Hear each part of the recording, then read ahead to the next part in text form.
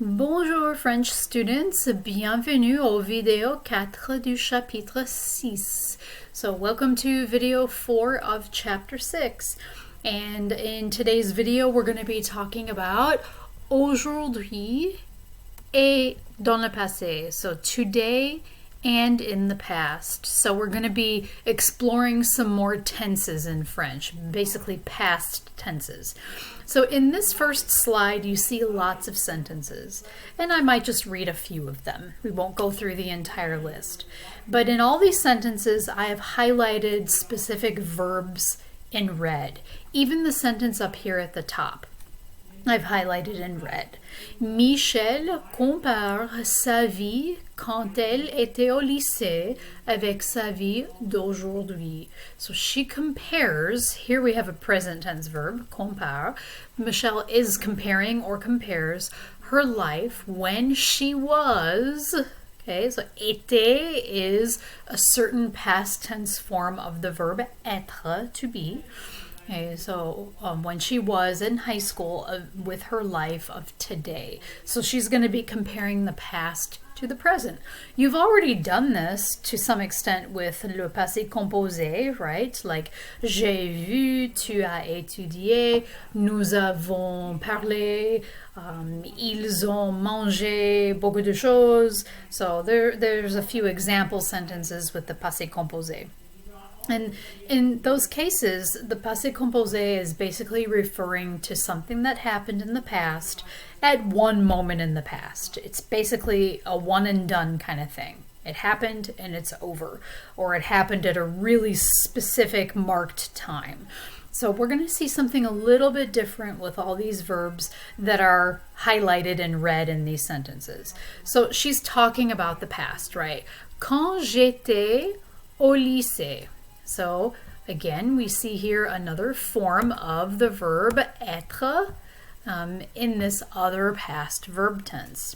So elle était or j'étais, she was, I was. Okay, so Michelle says, quand j'étais au lycée, when I was in high school, and she talks about all these things that she used to be, or she used to have, or she used to do. Notice that I'm using the expression used to a lot. In English, we use the expression used to talk about past habits, things that you did pretty regularly, pretty frequently in the past. Maybe it's not true now, but at that time in the past it was. Okay, so she says, j'avais 15 ans, j'étais lycéenne, so I was 15 years old. You're not just going to be 15 for a day, you're going to be 15 for a whole year. It's something that went on for a while. J'étais lycéenne, so I was a high school student. Okay, you're a high school student for 4 years. That's not something that's going to happen in just a quick moment. J'habitais avec ma famille, so I lived with my family. Again, you're going to live with your family for a long time, right? Or j'avais cours du lundi au vendredi, so she had classes from Monday through Friday. That's a regular habit. It's something you're going to do all the time when you're a student. Je n'aimais pas beaucoup l'école. I didn't like school a lot. Beaucoup. I didn't like school a lot. So that's something you probably felt for an ongoing period of time. Je rentrais souvent à la maison pour déjeuner. So I came back home often to have lunch. So that's something that she did on a regular basis. It was a habit. Le week-end, j'étais toujours fatiguée et je dormais beaucoup. So le weekend indicates that this was pretty much every weekend. It was something she was always doing. J'étais toujours fatiguée, so I was always tired, et je dormais beaucoup. Okay, I slept a lot, and that happened pretty much every weekend. Le vendredi soir, now we're talking about what happened regularly on Friday nights, Friday evenings. Je passais du temps avec ma famille, so I regularly spent time with my family, ou je sortais avec des copains, or I went out with friends, on allait au cinéma, au café, ou à une fête. So we used to go to the movies, to cafes, or to parties. Et finalement, le samedi, je faisais du sport avec des amis. So I played sports with my friends on Saturdays. On jouait au foot ou on faisait du roller. So we used to play soccer or we went roller skating. Okay, so I lied. In the beginning, I said I wasn't going to read all these sentences, but I think it was a helpful look at how this verb tense called the imparfait. Okay, and I'm going to type that here for you just so you're familiar with how it looks. And we can even put the article L apostrophe in front of it. L'imparfait, the imperfect. That's how we would translate that to English. As you probably already realize, we do not have a separate tense in English called the imperfect. We form this in different ways in English. We do it by saying I used to do something, I would do something, I was doing something. We have multiple ways of translating the imperfect or l'imparfait.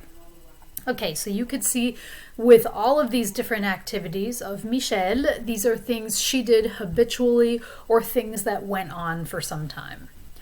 By contrast, when we look at the same kinds of sentences, but now talking about the present, maintenant, okay, she's going to use present tense verbs.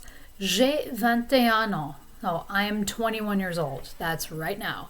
Je suis étudiante à l'université. I'm a university student. It's what I do now. J'habite avec ma famille. So I live with my family. I'm doing it at this moment. Et j'ai cours du lundi au vendredi. So I have still classes from Monday to Friday. That hasn't changed for her. J'aime l'université. I like the university. Okay, and she says, en général, je déjeune au resto. So I have lunch generally at the cafeteria, campus cafeteria.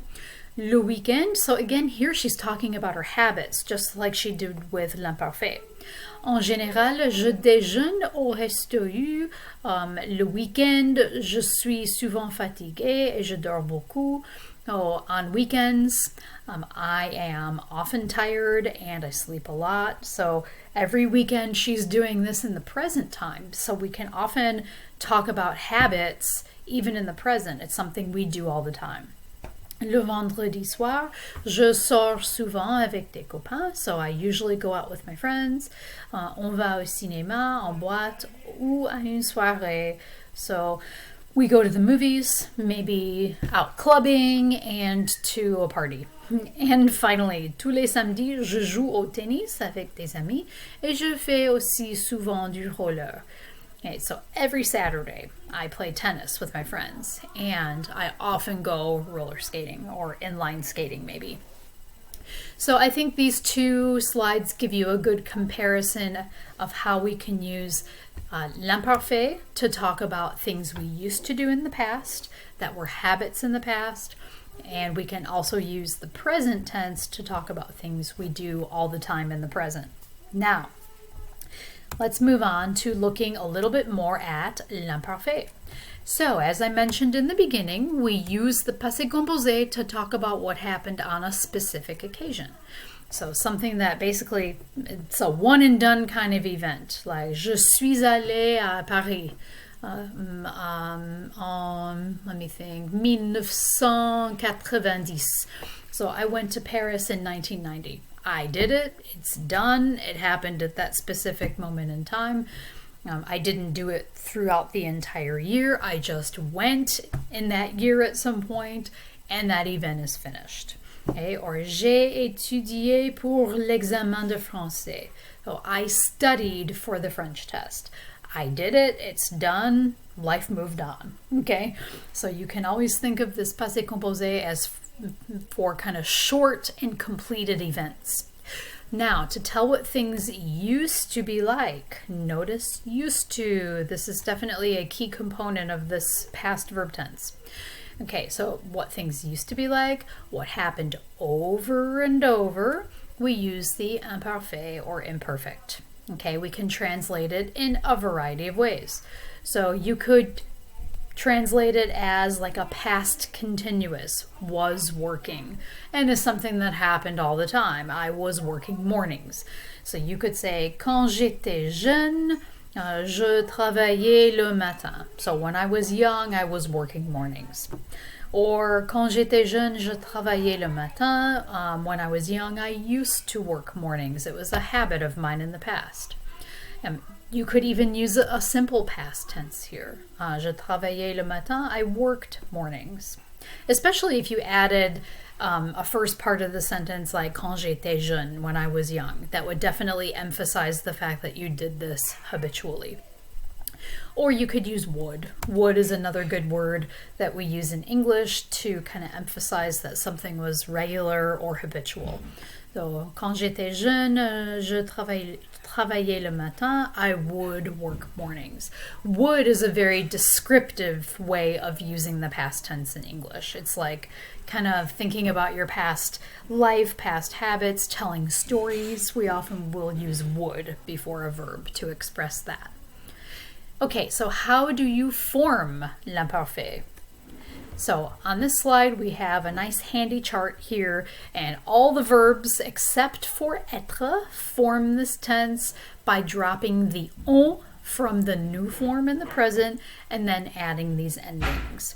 Okay, so we have, let's say, parle is the root that we see with the new form, and then you add the endings that you see here. So, je parlais, tu parlais, il, elle, on parlait, nous parlions. So notice that it's in the present, it's nous parlons, but in the imperfect, it's parlions.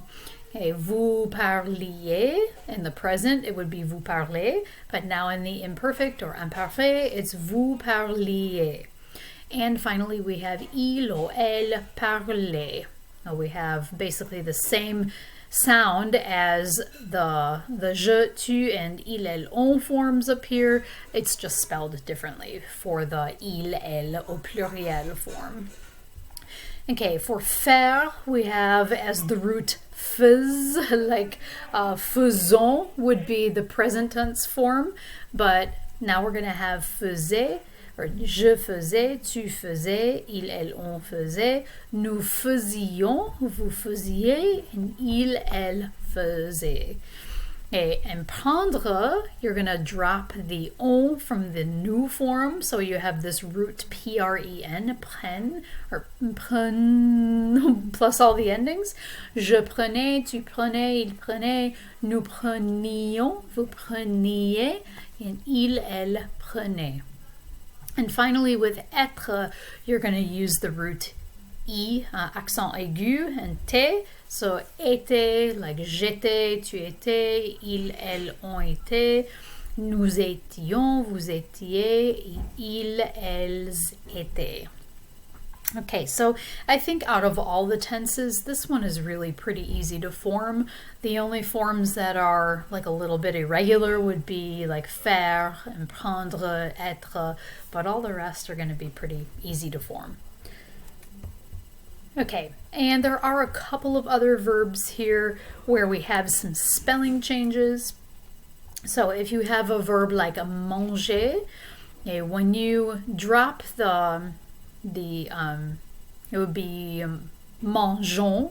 In the present tense, you have to have an E there for the present tense. But if you're just taking the M-A-N-G root of this, it's going to be mangions, and the I allows that G to maintain its sound. Nous mangions. In the present, you have to add an E there to keep that J sound of the G. Okay, but for all the other forms, we have to add the E for the je, tu, il, elle, on, and il, elle au pluriel. So, je mangeais, tu mangeais, il, elle, on mangeait, il, elle mangeait for the plural form. And then for nous and vous, it's nous mangions, vous mangiez. So the only spelling change is just adding that E before the other ending, so you maintain the sound of the j and manger. Commencer, we have to do something a little bit similar because when you add the AIS or AIT ending, that C in commencer it's not going to sound like S anymore unless you add the cédille with the little tail on the end. Oh, it's je commençais, tu commençais, il, elle, on commençait, or il, elle commençait au pluriel. But in the nous and vous form, We can say nous commencions, vous commenciez, and the reason why we don't need the C cédille is because the I that comes after the C in both of those forms maintains that S sound. So these spelling changes are really just to make sure that you're not drastically changing the way these verbs are pronounced. Otherwise, it would sound like je mangeais or je commençais. It would sound really strange. Okay, and in the imperfect, we have some other expressions here. So c'est, like it is in the present, becomes c'était. And you will hear this all the time when describing things that are going on in the past, like c'était beau, no, it was beautiful, or c'était sympa, it was really nice, or c'était intéressant, it was interesting. So lots of adjectives you could add after c'était to describe how a situation was in the past.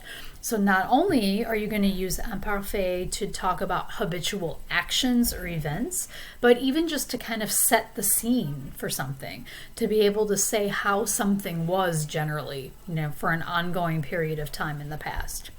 Same thing with il y a. There is, there are. It becomes il y avait. So there was, there were. So you might be describing a situation that was kind of like that for a long period of time. Like, il y avait beaucoup de gens à l'école, à cette école. There were a lot of people at that school. Il y avait beaucoup de livres dans la bibliothèque quand j'étais jeune. So when I was young, there were a lot of books in the library. They were there for a while. Okay, il pleuvait, so maybe pendant toutes les semaines quand j'étais jeune, il pleuvait. So in like every week when I was young, it rained. Or chaque jour quand j'étais en Irlande, il pleuvait. So every day when I was in Ireland, it rained. And that actually did happen when I visited there years ago with my family. Okay, and il neige, il neigeait. So I could easily say, quand j'étais jeune à Chicago, il neigeait tous les hivers. So when I was young in Chicago, it snowed every winter, and that's definitely the truth. Okay, so this is another verb tense that you can add to your French toolkit. It's a good way to be able to describe things that happened in the past on a regular basis, to be able to kind of set the scene for how things were during a certain period of your life.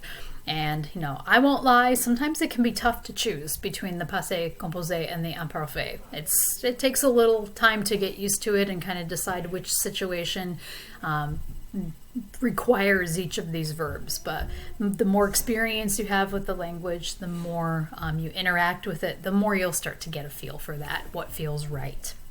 Okay, so that's the end of video 4. We'll see each other again for video 5. On se voit dans le vidéo 5 et à la prochaine fois.